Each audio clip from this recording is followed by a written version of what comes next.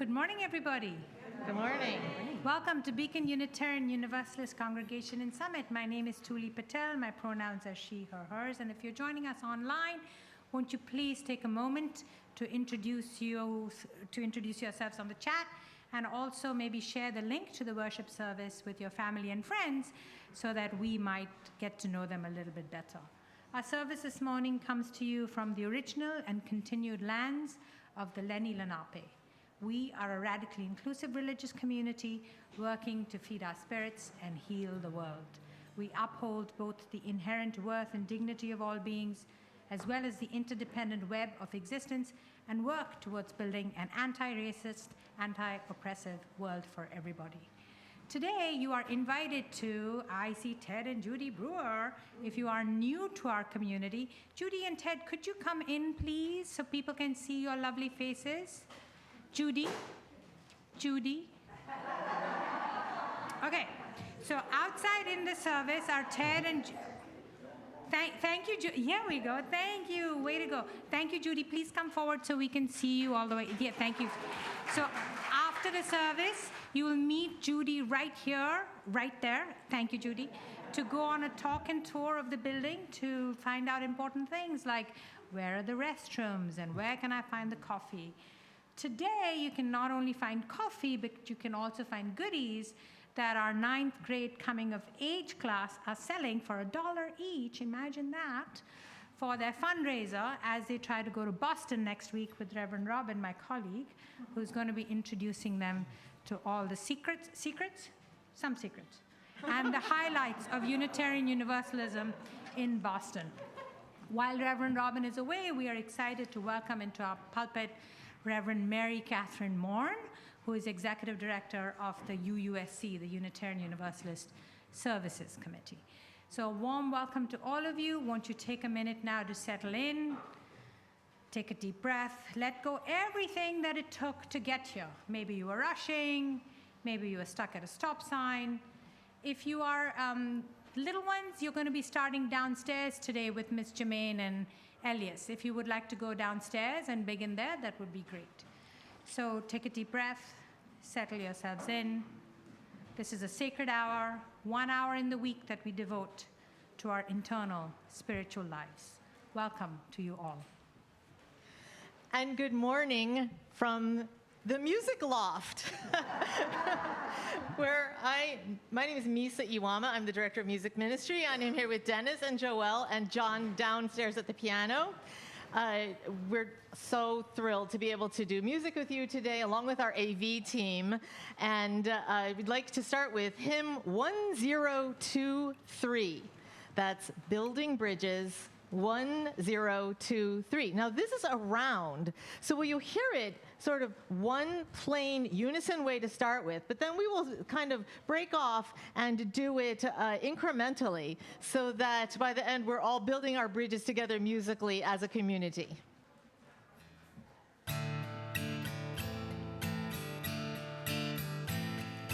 Building bridges between our divisions, I reach out to you, will you reach out to me? With all of our voices and all of our visions, friends, we could make such sweet harmony. Building bridges between our divisions.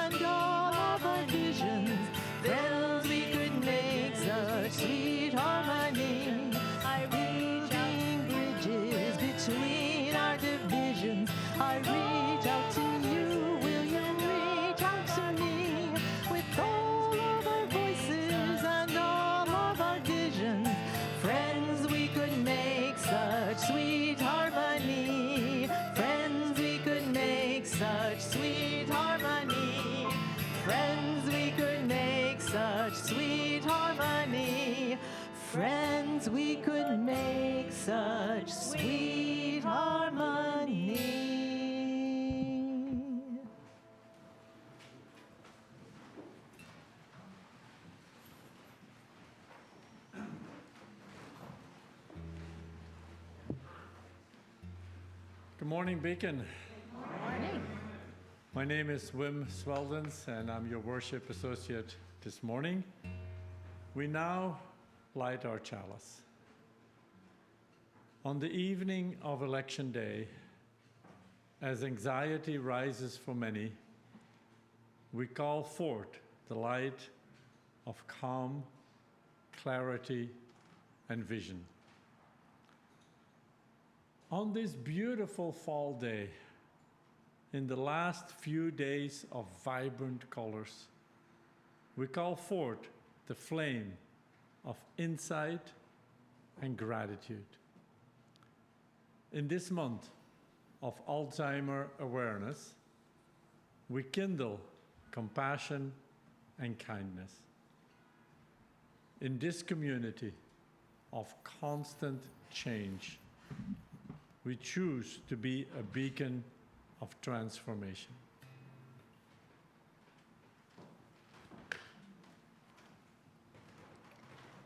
This next song is by Joe Crookston. It's called Good Luck, John. It is a parable that many of you may be familiar with, and it deals with perspective and how perspective can help you through change.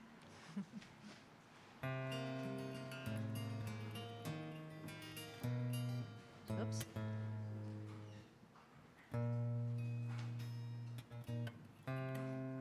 One moment, please. There we go.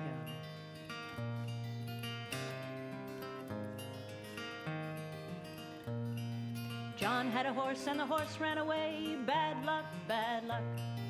John had a horse and the horse ran away. Bad, bad luck. Bad, bad luck, the neighbors did say. Bad luck, John, has come your way. Bad luck has come your way. He said, maybe it's hard to say. He said, maybe it's hard to say. The horse came back with a wild mare. Good luck, good luck. The horse came back with a pretty white mare. Good, good luck. Good, good luck, the neighbors did say. Good luck, John, has come your way. Good luck has come your way. He said, maybe it's hard to say. He said, maybe it's hard to say. The mare kicked John and broke his leg. Bad luck, bad luck. The pretty white mare broke John's leg. Bad, bad luck. Bad, bad luck, the neighbors did say. Bad luck, John, has come your way. Bad luck has come your way. He said, maybe it's hard to say. He said, maybe it's hard to say. With a broken leg, he missed the draft. Good luck, good luck. The army came and walked on past. Good, good luck. Good, good luck, the neighbors did say. Good luck, John, has come your way. Good luck has come your way. He said, maybe it's hard to say. He said, maybe it's hard to say. His leg grew worse and it would not heal. Bad luck, bad luck. And the pain was all that John could feel. Bad, bad luck. Bad, bad luck, the neighbors did say. Bad luck, John, has come your way. Bad luck has come your way. He said, maybe it's hard to say. He said, maybe it's hard to say. The nurse she came to take care of. Good luck, good luck. And the two of them, they fell in love. Good, good luck. Good, good luck, the neighbors did say. Good luck, John, has come your way. Good luck has come your way. He said, maybe it's hard to say. He said, maybe it's hard to say.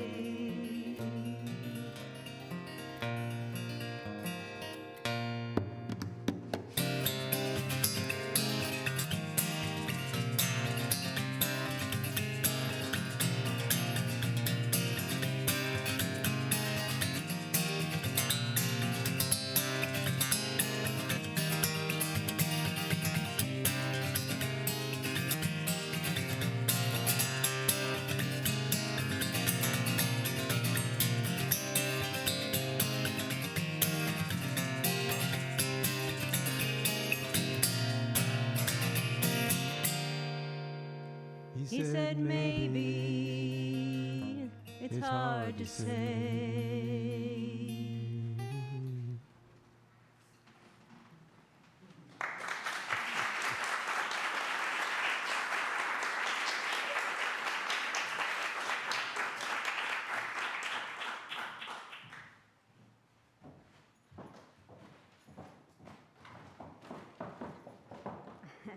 Kind of difficult to get up here. Hi, good morning.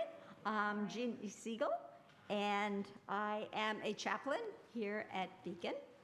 Beacon chaplains extend the spiritual care of our community, and one of the rituals of spiritual care is our candle lighting ceremony, where we light candles of joy and sorrow and gratitude. Today, we'll light a candle in recognition of Alzheimer's Awareness Month, which is November. And all the people who are suffering from that illness, their families and their friends, and with the hope that soon there will be a cure. We also light a candle of support and for support and solidarity for all of the Jewish UUs and all of the Jews in New Jersey who are impacted by these threats against the synagogues.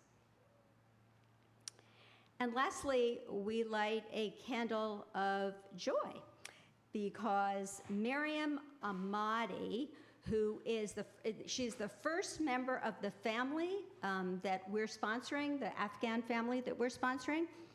She arrived safely in the United States on Thursday. And we are hoping her family can join her shortly. That would be wonderful. And we offer also continued support and hope that everything will be well with her. And we thank many Beacon members and members of Yeshiva University for making her sponsorship possible. So, for all that and so much more, we invite you now to come forward and light a candle, either here in the sanctuary, at your homes, or wherever you are.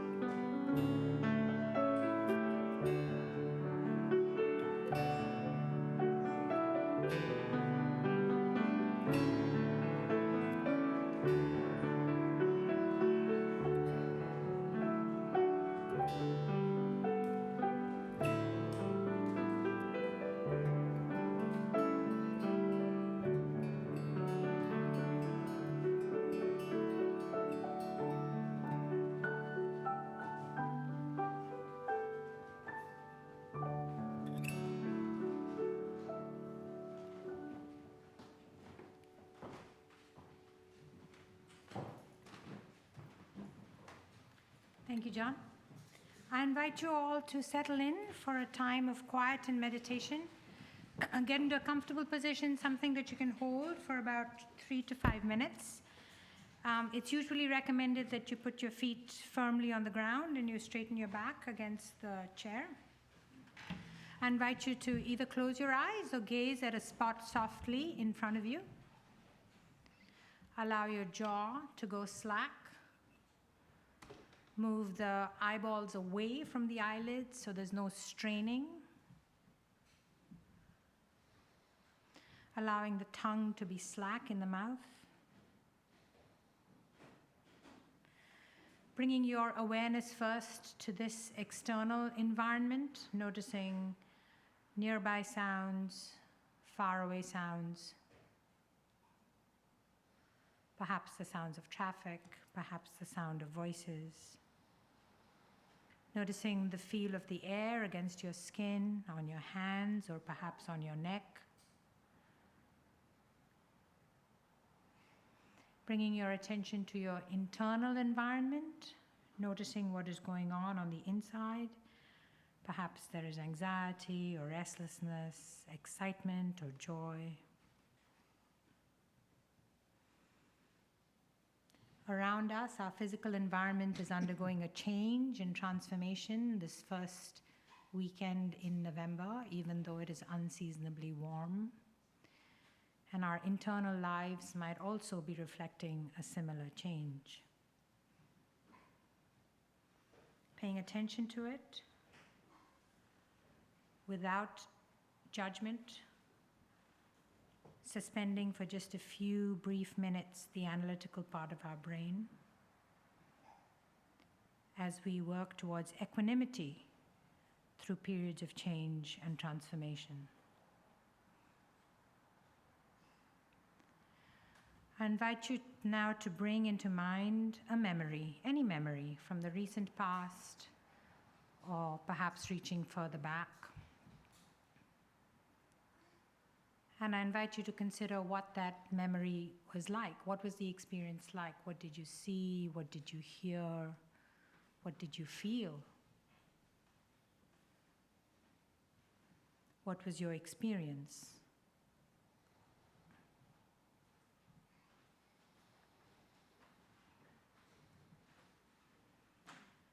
And I invite you to hold the memory of that experience close to the left-hand side of your chest, close to your heart. Close as you might hold a newborn, or perhaps a kitten, or a puppy. Feeling the heartbeat of that memory. That memory had its own life, its own rhythm, its own experience.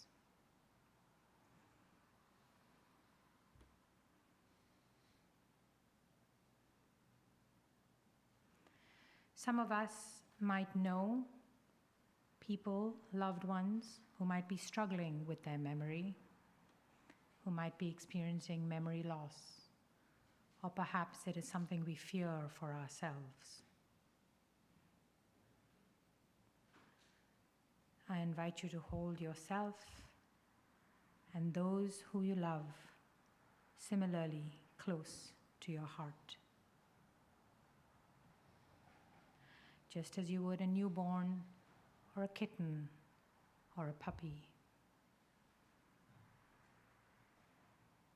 Feel the warmth of yourself and these other loved ones.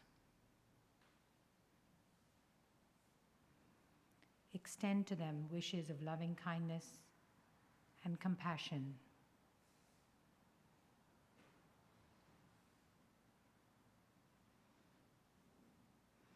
In this time of change and transformation, we can stay steady with awareness and equanimity.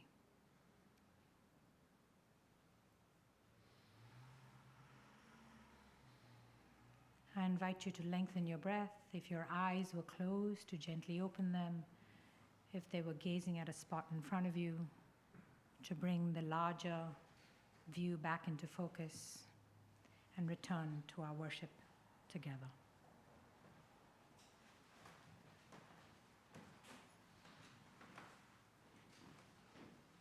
The next song that we have chosen for this service is also from the Teal Hymnal, 1006, In My Quiet Sorrow. Feel free to just sit and enjoy if you'd like, and follow along.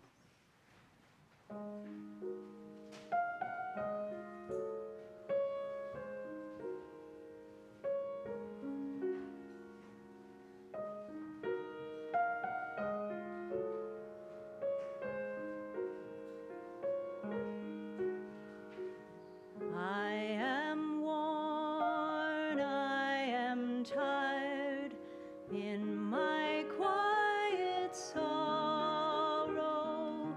Hopelessness will not let me be. Help me. I won't speak of this ache inside. Light eludes me in the silence of my heart. I'm praying. I keep on day by day, trusting light will guide me. Will you be with me through this time, holding me? You're my hope when I fear, holding on, believing. Deep inside I pray I'm strong. Blessed be.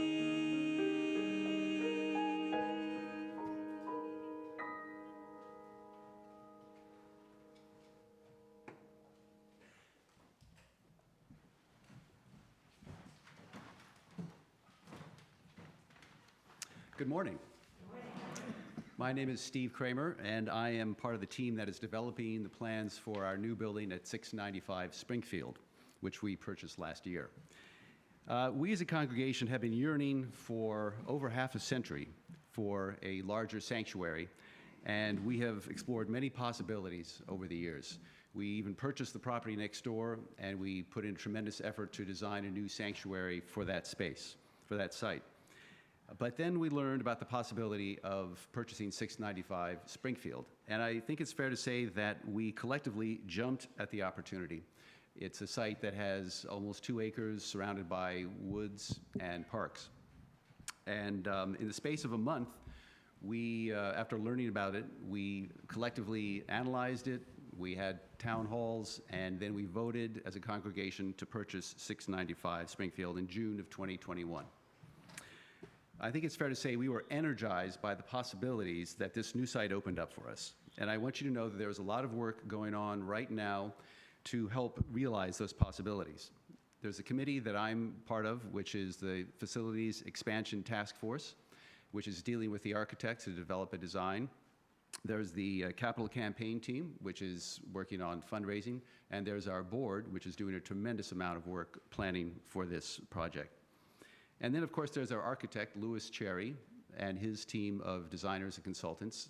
Some of you met him over the summer when he did virtual meetings with various groups in our congregation, trying to understand what our needs are for the building. And he is now ready to start working on the design, and we look forward to sharing that with you in the new year.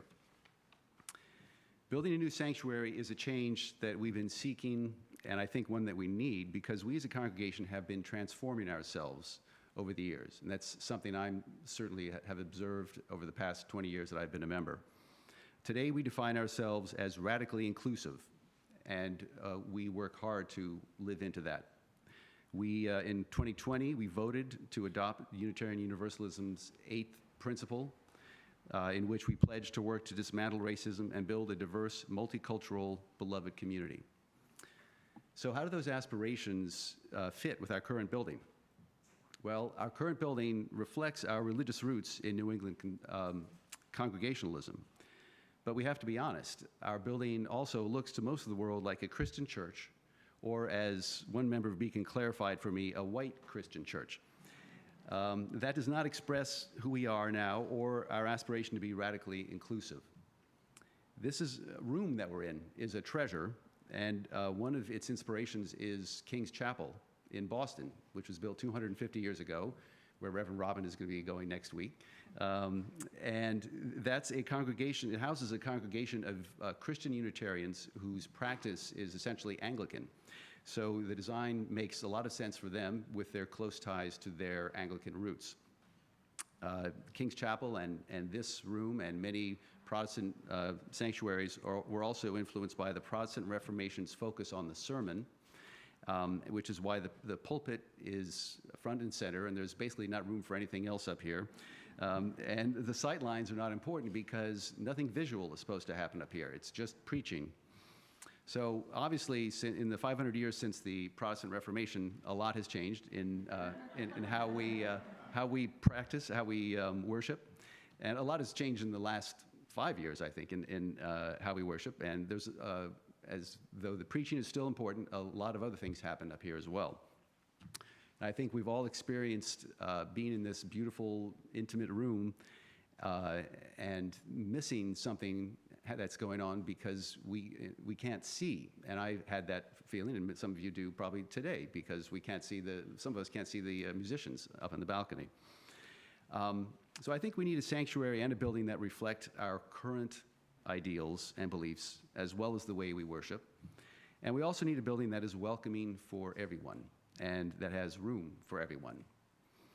We have an opportunity now to make an empowering change in our congregation's life, and it's one that we've already taken important steps towards. I'm inspired by the courage our congregation has already shown in moving towards this change and all the challenges that come along with it. So whether you are coming through our century-old doors for the first time recently, or whether you started coming many decades ago, we welcome you to join us and to continue supporting us as we build Beacon's future together. Our morning offering for the mission and ministry of this community will now be most gratefully received.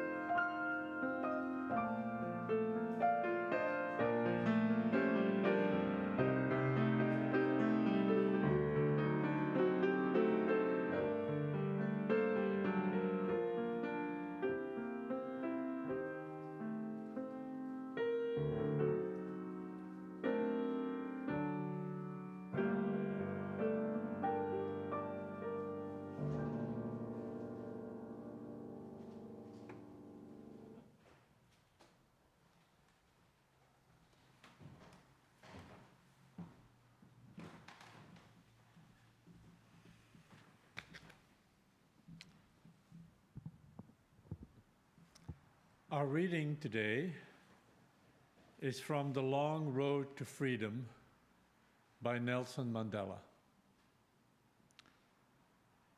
I was not born with a hunger to be free. I was born free in every way that I could know. Free to run in the fields near my mother's hut, free to swim in the stream that ran through my village, free to roast mealies under the stars and ride the broad backs of slow-moving bulls. As long as I obeyed my father and abided by the customs of my tribe, I was not troubled by the laws of man or God. It was only when I began to learn that my boyhood freedom was an illusion, when I discovered as a young man that my freedom had already been taken from me, that I began to hunger for it. At first, as a student, I wanted freedom only for myself. The transitory freedoms of being able to stay out at night, read what I pleased, go where I chose. Later, as a young man in Johannesburg, I yearned for the basic and honorable freedoms of achieving my potential, earning my keep, marrying and having a family, the freedom not to be obstructed in a lawful life. But then I slowly saw that not only was I not free, but my brothers and sisters were not free. I saw that it was not just my freedom that was curtailed, but the freedom of everyone who looked like I did. It was this desire for the freedom of my people to live their lives with dignity and self-respect that animated my life, that transformed a frightened young man into a bold one, that drove a law-abiding attorney to become a criminal, that turned a family-loving husband into a man without a home, that forced a life-loving man to live like a monk. I am no more virtuous or self-sacrificing than the next man, but I found that I could not even enjoy the poor and limited freedoms I was allowed when I knew my people were not free. Freedom is indivisible. The chains on any of my people were the chains on all of them. The chains on all of my people were the chains on me.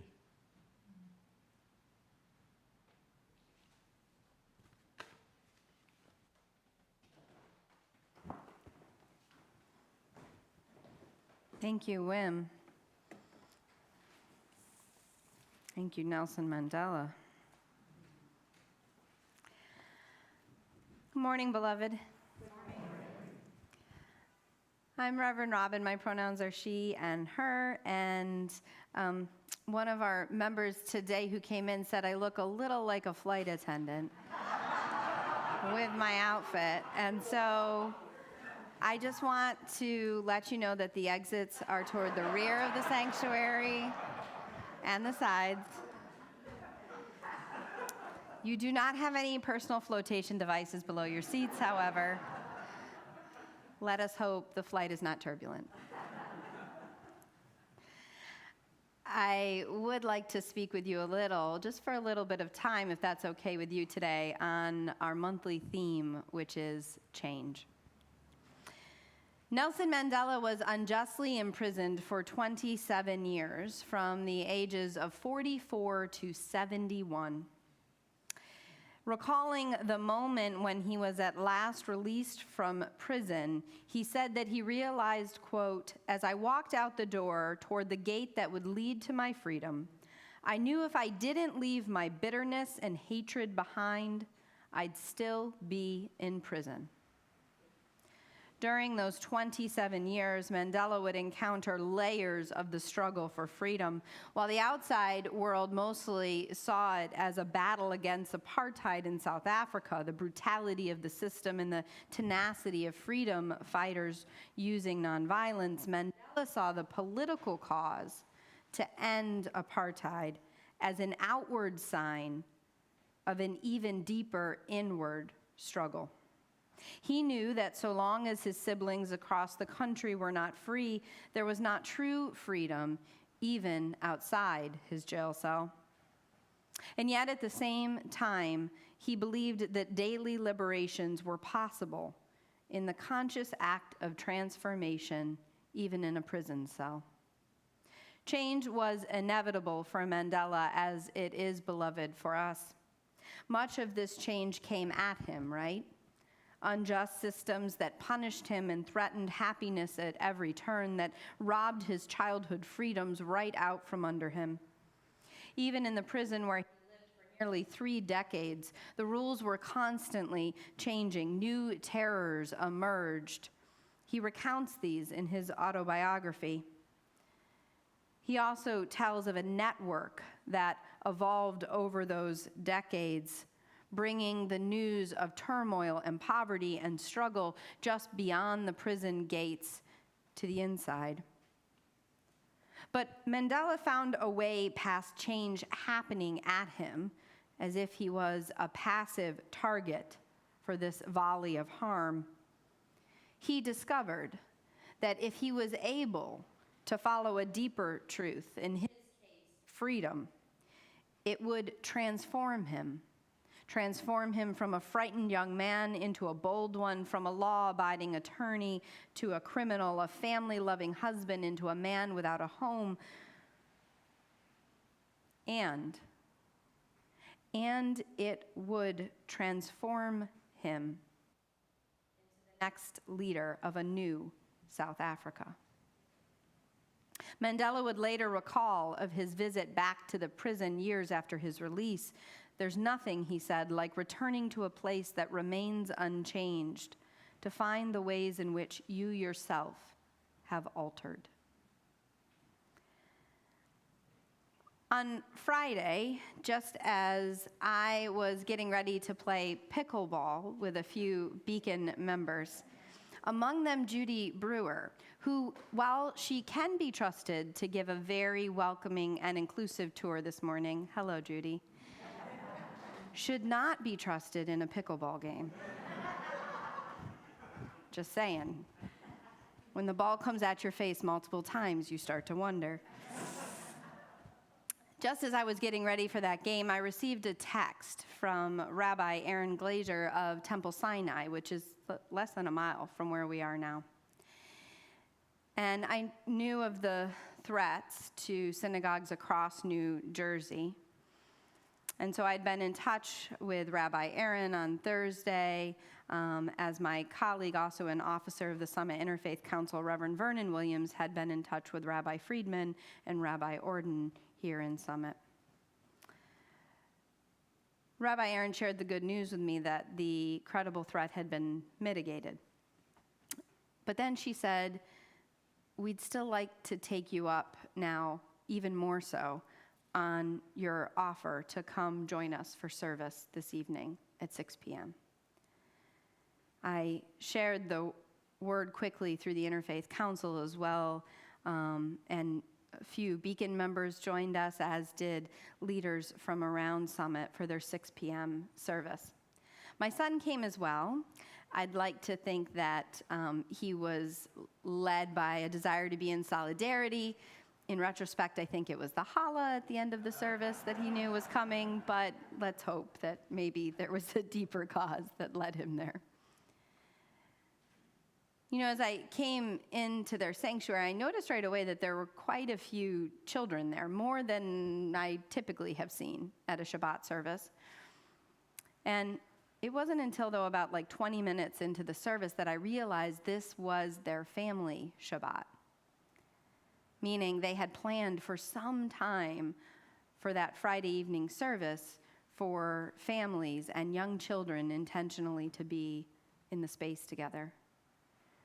And that's when it hit me, the decisions that the leaders of Temple Sinai must have been facing on Thursday and even Friday to decide whether or not to continue to hold this family service, knowing there would be a greater number of children present. Kirk found a 5-year-old little boy, and they started playing on the side of the sanctuary beneath the bronze memorial plaques. There was a toy Shabbat kit, and so Kirk put up the Shabbos candles as the little boy took a plastic loaf of challah and placed it on the plate. We sang songs together of peace and kindness. And in the middle of the service, there was a special blessing for the children that had been intentionally created, knowing this was a family Shabbat. And Kirk went right on up as if just, and we sang these beautiful words that I've been holding in my heart these last day plus. How good it is, how sweet it is sharing peace with one another. As I struggled through the Hebrew in the service, I thought about an old story between the two epic, if you will, rabbinical figures. Some of you may know this story between Hillel and Shammai.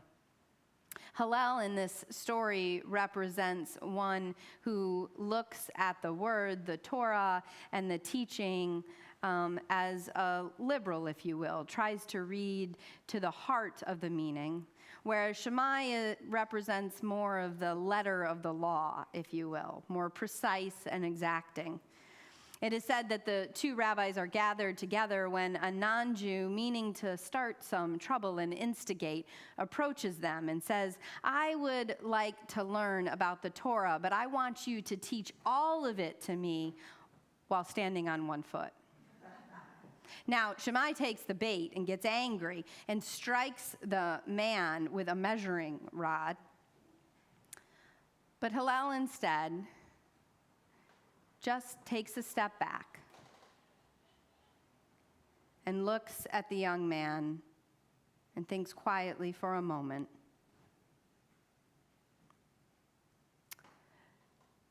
Do no violence or harm or hurt unto another. The rest is just commentary. Now go study.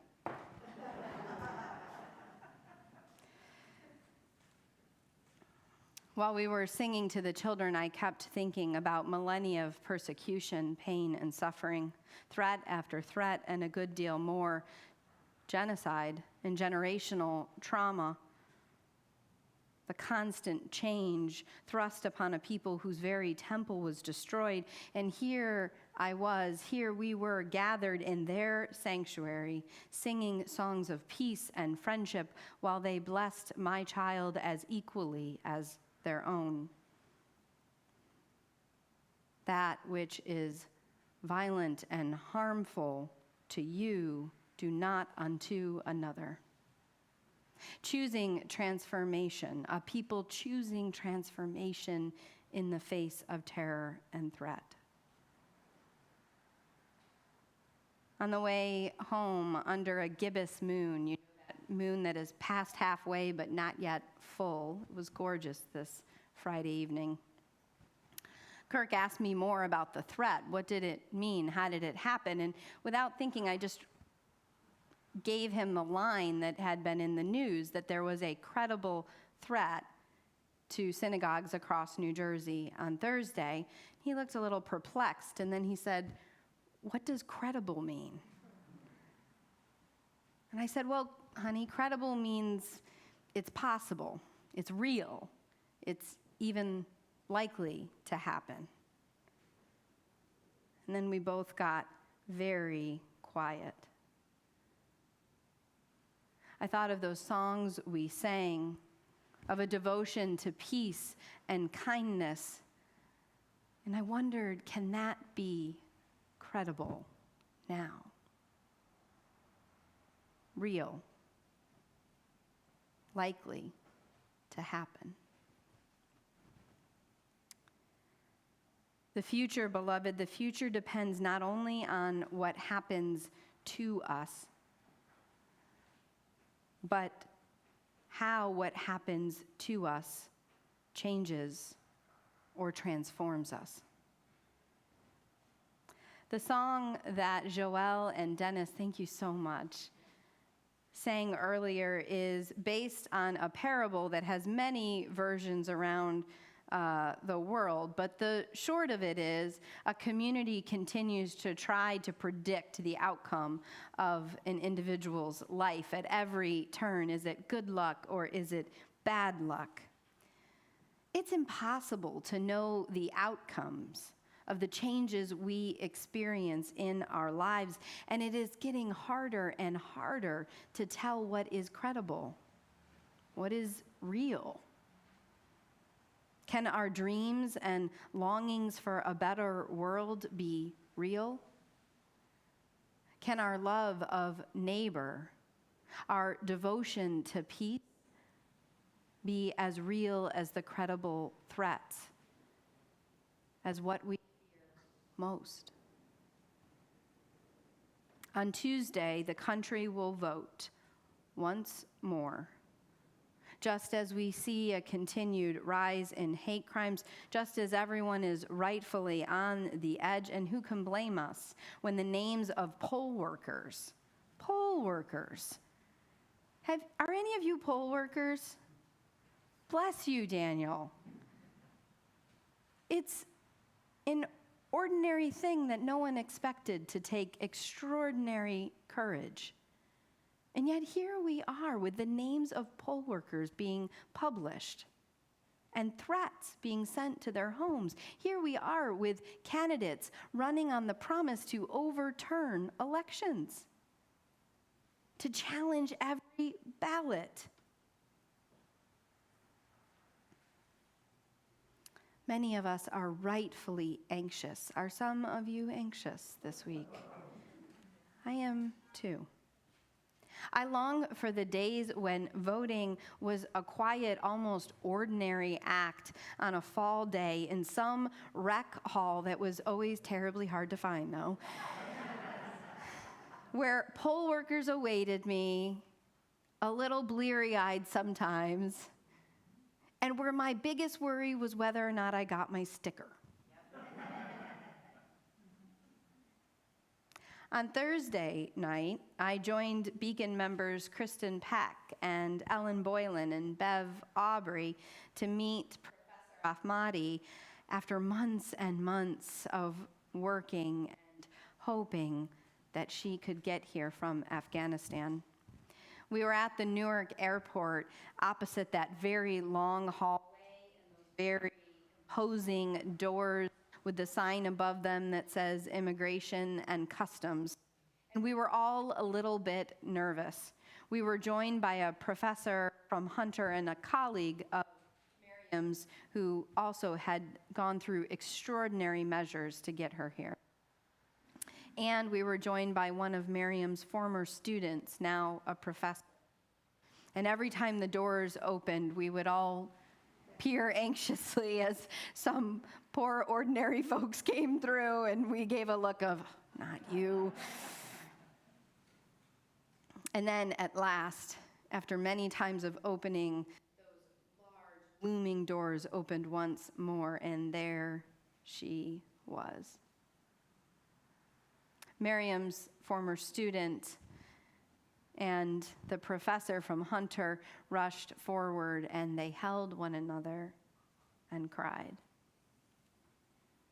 I couldn't help but wonder, against all the terrible things about our species, how remarkable it can be for a people to follow the thread of something better, of being someone better, of something that draws us to a deep, abiding truth.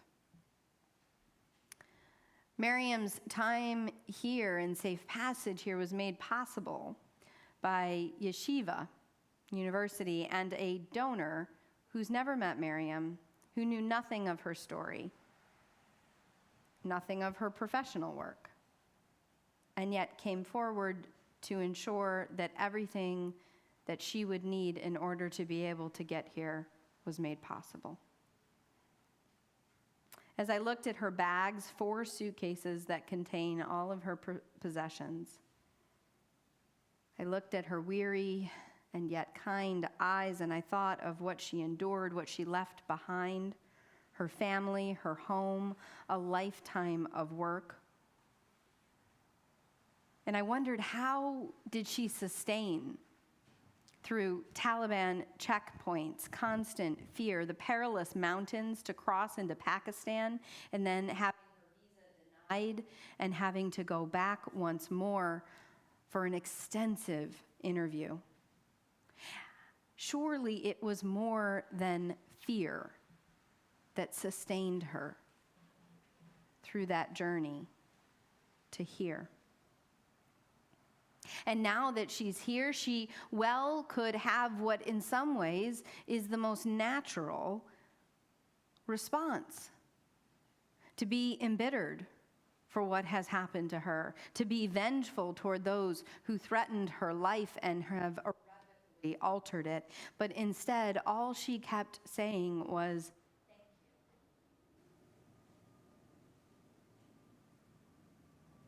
And people who Miriam, led by a commitment to human rights,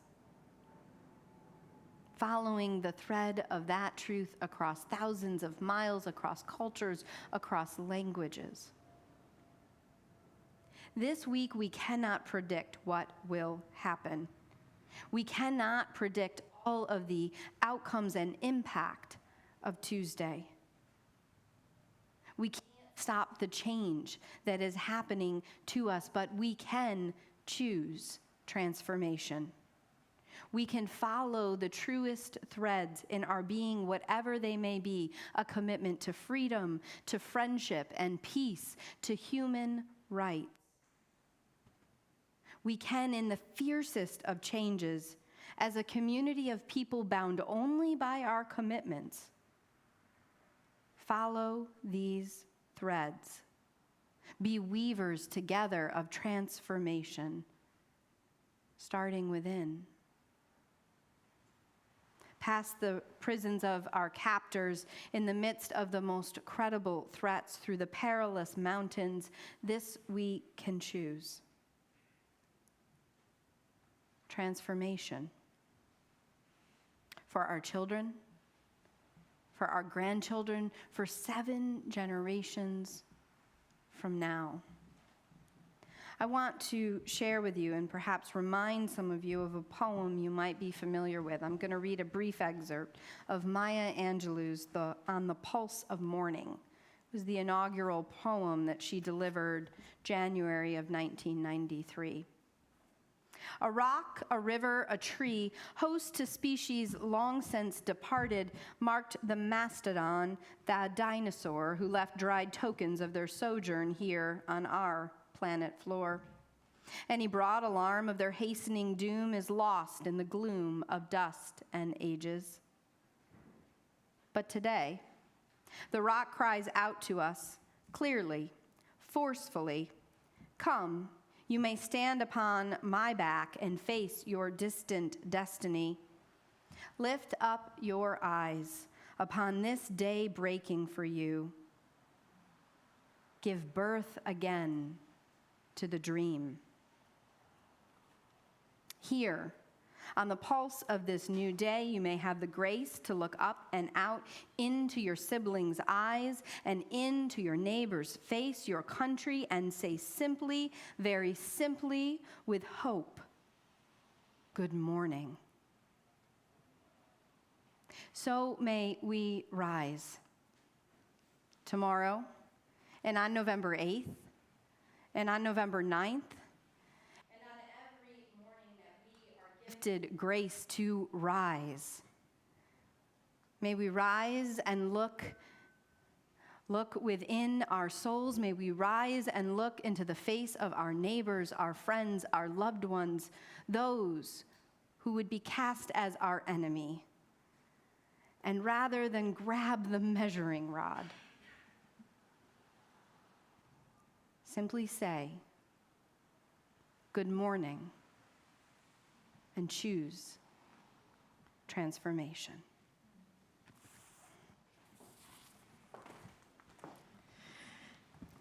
It is time to rise in body or spirit and join in singing our final song, which is hymn 1000. That's the very first hymn in your teal hymnal. Morning has come. This is hymn 1000. Thank you, Dennis and Joëlle and John. So we hope that you all will sing and bring in the morning. Morning has come, arise and greet the day. Dance with joy and sing a song of gladness. The light of hope shine upon each face. May it bring faith to guide our journey home.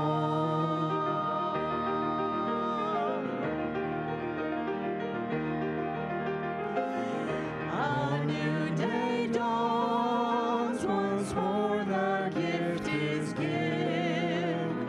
Wonder fills this moment shared together.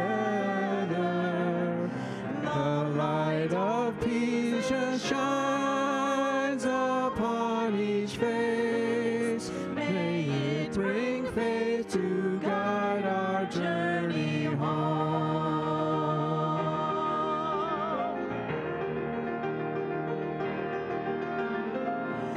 Open our eyes to see that life abounds. Open hearts to welcome it among us.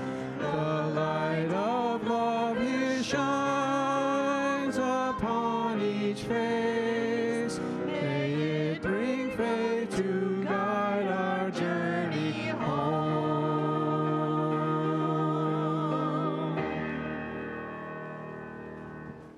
Invite you to take hands, beloved, across aisles and rows. And just a reminder, you can trust Judy and Ted Brewer with our welcome. So if it is your first or second or third Sunday with us, to meet them up front for a brief tour. In a world that can be unkind, inconsiderate, and hard. Choose compassion. In a time filled with rancor and division. Choose unity. In the presence of rising anxiety and even terror. Choose love. In the constant tumble of change toward us. May we together choose transformation. Amen. Amen.